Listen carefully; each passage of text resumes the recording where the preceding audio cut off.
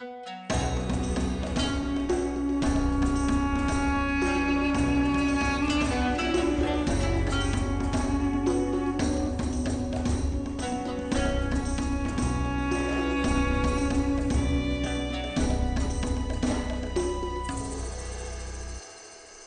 gamers, this is Liz Davidson from Beyond Solitaire, and today I'm going to be reviewing the solo mode for Fluxx, and I'll be using Monty Python Fluxx to show you. Alright, so if you want to play solo Fluxx, all the information that you need is online. So basically everything other than a Fluxx deck can be acquired at loonylabs.com/soloflux, and I will put that in the show notes for you to click if you want it. Once you come to this site, you will find two main things. One is the Solo Fluxx rule sheet. So if you click this link, it's going to take you to some Solo Fluxx rules. It's just one page telling you how to set up, how to play, and what your goals are. Then you choose a deck from the drop-down menu to see which cards to play with. So I'm playing with Monty Python Fluxx, but you have a bunch of different options, and basically whatever you click on, it's going to tell you which cards to remove and which cards to include in your deck when you play. So for Monty Python, I know exactly what I need to remove, I know exactly what I need to keep, and then I will use that Solo Fluxx rule sheet to actually play the game. And I'm going to give you a quick demo now. Also, there is a little bit of a stats thing going on. So there's a stats chart here. If you want to add your score to our collective stats of how you're doing with Fluxx, I've not done that because I'm shy about that sort of thing and too lazy to add all my scores. But you can go to this 2-question form and basically say what Fluxx you played and how well you did. And there's a chart down here of all the different Fluxxes that people have tried solo and then how they scored, like on average, and then what the high score was. So if you're feeling competitive and you want to compare with other solo players and see how you're doing and bump these stats up, then by all means do that. So that's a tour of the online resources for this. I'm going to go ahead and show you Monty Python Fluxx, and we're going to play a couple rounds of it solo so you can see how it works. All right, so here's a game of Fluxx all set up for solo. So this is a little bit different from multiplayer Fluxx. In order to make it a good solo game, it really had to be a different game in some ways. I think they did a really good job with it, and I'm going to show you how it works.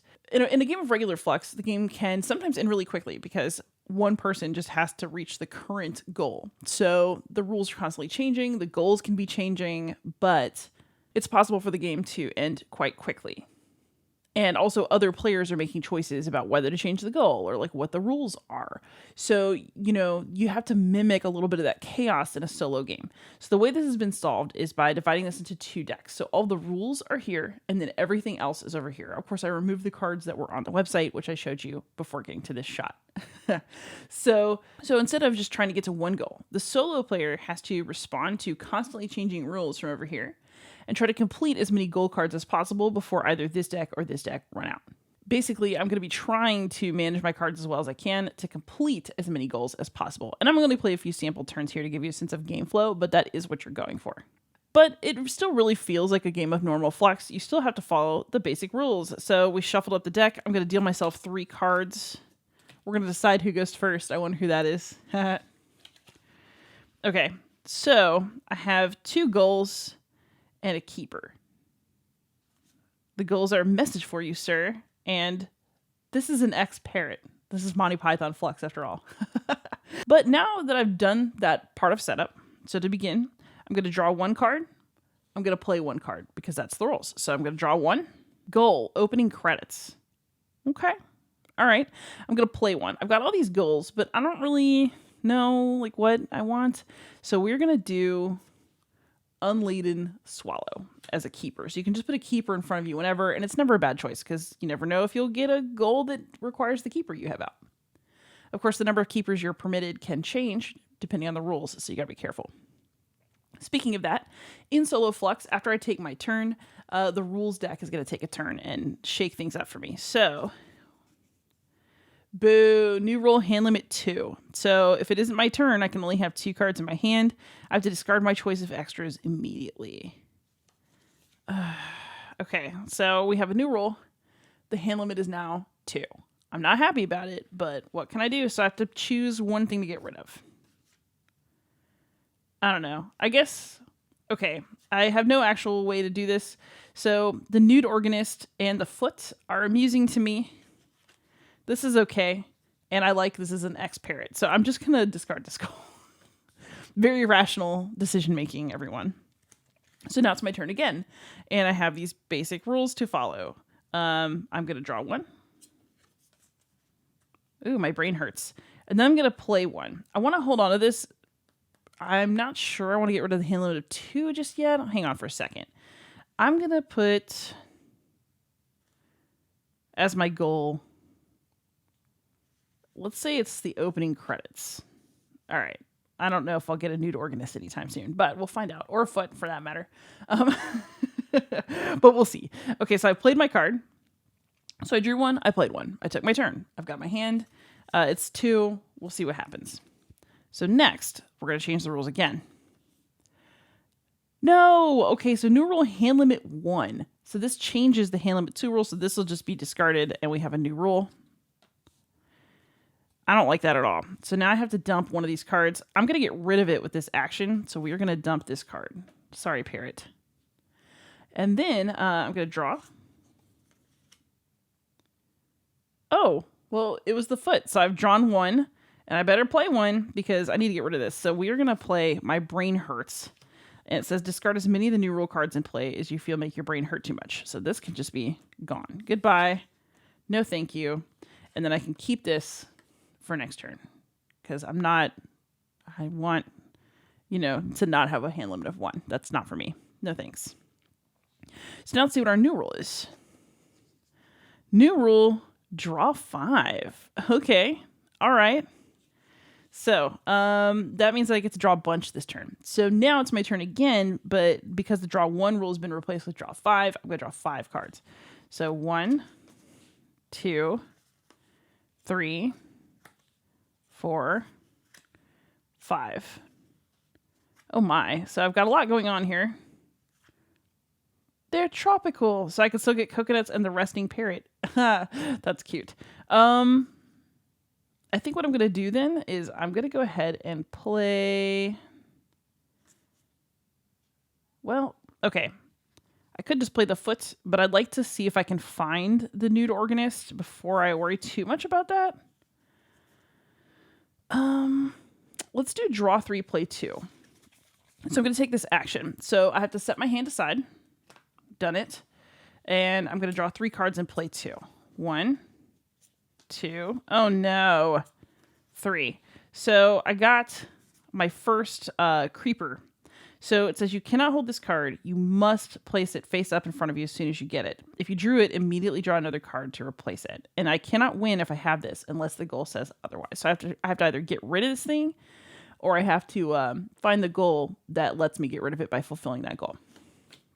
So I'm stuck with it. Stuck with a creeper. No, and I draw another card. Okay, so I've drawn 3 cards. I am going to play 2 of them. That did not count as a card play. Creepers just kind of creep into your setup. There's nothing to be done. So let's just put these keepers down because, you can really never do too bad with the Finger of God and the Holy Hand Grenade of Antioch. And in fact, the Finger of God is great because it says if you have this on the table, you may smite, i.e. discard any creeper. After smiting, you must put this card back into your hand. So I can choose to smite this creeper at any point. But then once I do it, I have to put the card back in my hand. So good to know for the future. I could get rid of the Spanish Inquisition, or I can maybe try to hang on to it and look for a goal. But what I'd actually like to do is smite. So I'll take this back in my hand. We'll get rid of the Inquisition. I bet they didn't expect that. And that's my demo of solo Fluxx. So basically I would continue to play in this way until one of these decks was exhausted. And every time you manage to fulfill a goal, you discard that goal and the associated cards. And you just kind of keep a stack of them as your points in the game. So that is how you play Fluxx all by yourself. It is, as you can see, pretty cute. So now for some final thoughts. All right, so now for some final thoughts. I want to say this one really surprised me. I never expected there to be a solo mode for Fluxx. And not only is there one now, right? But I am delighted by how thoughtful it is. Fluxx is a chaotic game. You're never going to be able to min-max it. You're never going to be able to have control over it. Sometimes your highest scores are going to be a result of luck because the right keepers showed up at the right time along with the goals that you happen to need. But that's the nature of Fluxx. And I think that Looney Labs did an amazing job with creating a solo version that felt as fluctuaty as Fluxx does, while also being a legit solo game. The idea to split the cards into the rules and then other cards was a great idea because it allows you to kind of mess around with the keepers and the actions, but also to have outside forces impact you because the rules change every single turn. I also really like this is a basic rule set that will work with any Fluxx, so it's not like you have to go get the separate solo mode for every last game. They also came up with something that's compatible with the whole system, and I'm honestly really impressed with that. So normally I cover, maybe heavier games or crunchier games or games that have more historical footing, and those are definitely, my favorite games to think about and talk about. But that doesn't mean that I'm not an omnigamer, and I am really, really happy to see a light, fun, goofy game like Fluxx end up being so fun as a solitaire card game. Fluxx is such an accessible game. It's such an easy one to learn. It's such an easy one to play with others. It makes me really, really happy to see a solo version that is just as easy to access and just as zany and, just as able to deliver the kind of fun that Fluxx does. So if you like Fluxx and you like solo gaming, then you are definitely going to like Fluxx Solo. And I, again, am just so pleasantly surprised not only to see that Fluxx has a solo mode, but to see one that was clearly really well thought out. It's really clear that Looney Labs actually sat down and said, okay, what would an actually good solo experience be? And how do we create one of those? As opposed to just kind of tweaking the rules of the multiplayer game a little bit and being like, yeah, here you go, here's a solo mode. I really can tell that somebody played this a lot solo and somebody thought about whether this was fun and they ended up with a really nice game. So again, if you like Fluxx, if you like solo gaming, you really can't go wrong with this one. It's light, it's silly, it's fun, it's exactly what Fluxx is supposed to be. And so if that's what you want, it's now available to you. And if you've already got a Fluxx set, all you have to do is go online and look at the solo rules. So there's no additional investment required.